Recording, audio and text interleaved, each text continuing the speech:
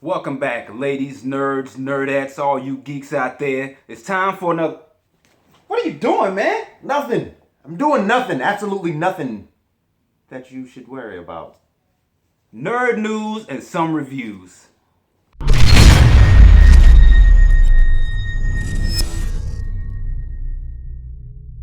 Ladies and germs and dudettes, welcome back to Nerd News and Some Reviews. I'm Princeton, this is Dom, and we would like to thank you for allowing us to take up some of your time, on your tablet, your cell phone, your computer, your laptop, what have you. Thank you for allowing us to come into your presence. Now, in our first episode, we talked about The Force Awakens just lightly because we didn't want to have what?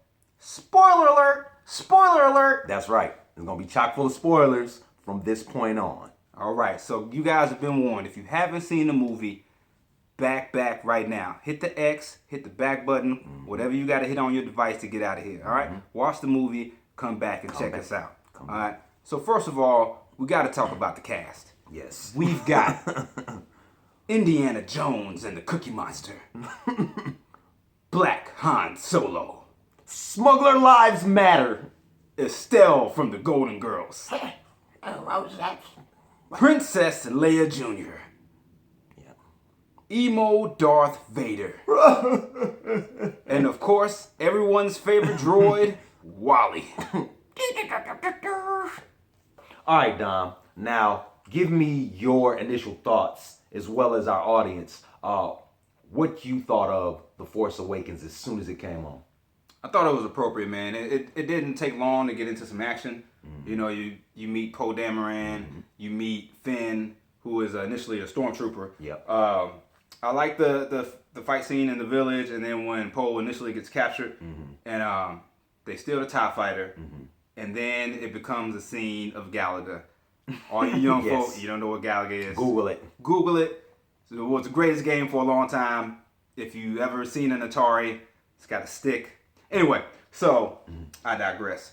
I thought it was a great action sequence. Yeah. Then of course they crash and Poe disappears, Yes. but he leaves his jacket behind. He leaves his jacket. Finn puts on the jacket Yep. when he officially becomes Black Han Solo. Now, see, that's where things had took a turn for me because I was a little confused about where it was going. Right. And I'm pretty sure some of y'all were because Poe just disappears. Right. And We you're don't- thinking he's the main character. And I absolutely thought he was a main character. The movie opened up with him. The struggle, the initial struggle when the movie comes on is with him. Right. So when he disappears, I'm kind of just left wanting because he was such a great character. Right. Even when he first came into the movie, he was saying he's being a little bit of a smartass. Right. And you like that because it's kind of reminiscent of Han Solo as well as some other characters that Right. we know from other previously unsaid Star Wars movies. Now, when we get to Rey and we get to kind of Tatooine light on Jakku, what did you think then? Well, I'll tell you what. I loved the initial interaction between Finn and Rey. Yes. It was like they just knew what they were casting with these two actors. You know what I'm saying? They were confident. With I believe it was Daisy and Boyega are the actors. Yes. I mean the chemistry was just so hit it off from the beginning. It reminded me a lot of Han Solo and Princess Leia. They kept true to the Star Wars form. They did. They kept true to the Star Wars form.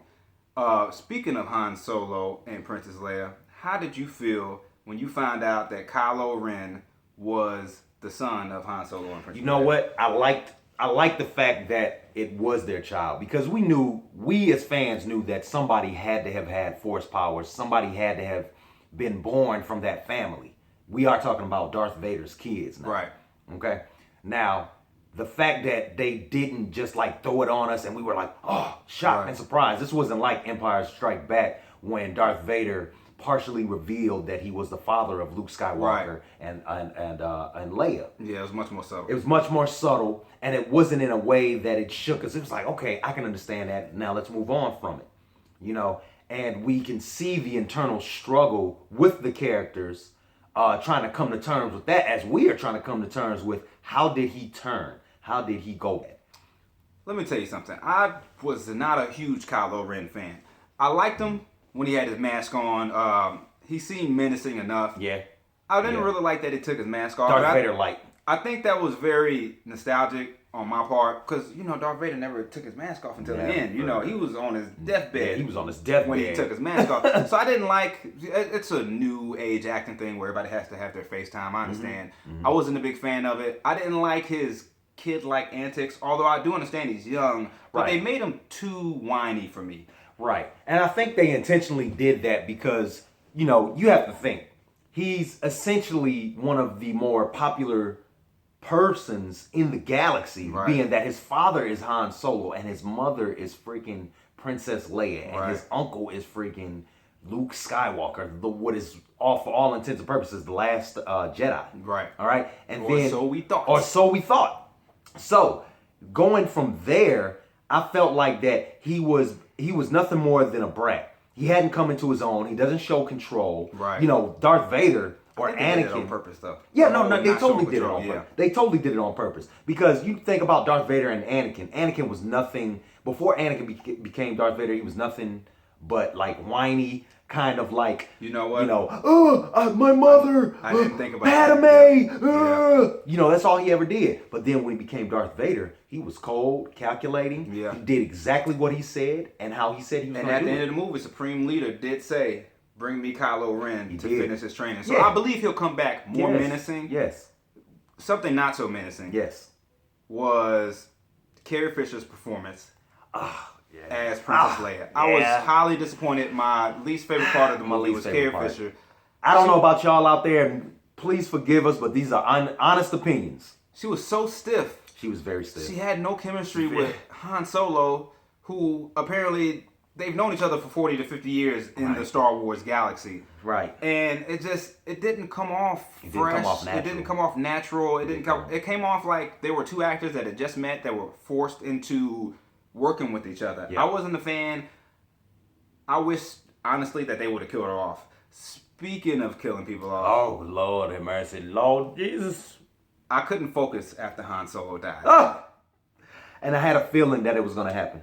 I had a very strong feeling that it was going to happen, but Han Solo died. Your boy Dom right here, I thought I was feeling bad. He was feeling a lot worse. Han Solo is dead. He's dead. Han Solo is dead. Yeah, because nothing ever good happens on a bridge scene. And I had that specific feeling that something bad was going to happen. Han Solo died, man. He dead. He ain't coming back. The upper room. Bruh, are you okay? I'm good, man. Are you positive? Can we move forward? We can move forward. Okay. You know who's not good? Who's not good? Kylo Ren. No. He got his butt kicked. No, he got his butt kicked. Speaking of getting your butt kicked, how did you feel about the end scene? The end scene. The end battle, the end scene. The end battle. The end battle was okay. I felt like it did show us enough of Rey to let us realize that she's the one that we should have been watching from the very beginning. Right. You know, I also feel like that if they don't turn Finn into a Jedi, it's a waste of time with how Kylo Ren noticed him in the massacre of Jakku, and also how he just picks up a lightsaber and starts swinging it around. Doesn't make sense. Which, by the way, he was terrible at doing. Oh, he was absolutely terrible. But horrible.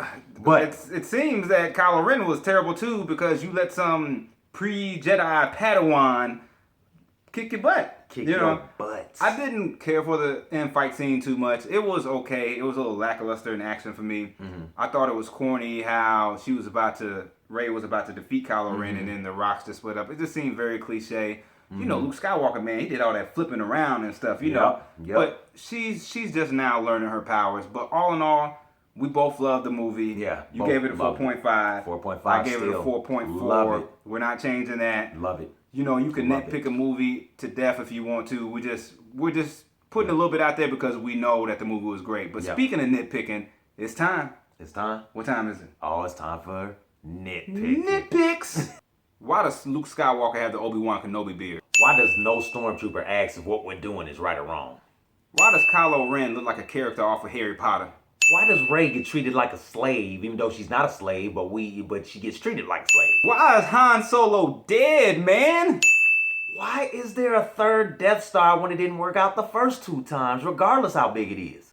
Why is Princess Leia still alive, man? Why did Princess Leia not cry? Does her tear ducts not work? Why does Rey already have all her Jedi powers? Why has technology not changed in 40 years of Star Wars? All right, guys, thank you for joining us here at Nerd News and Some Reviews, for joining us on our spoiler discussion / review of The Force Awakens. Remember to like, comment, and always Subscribe.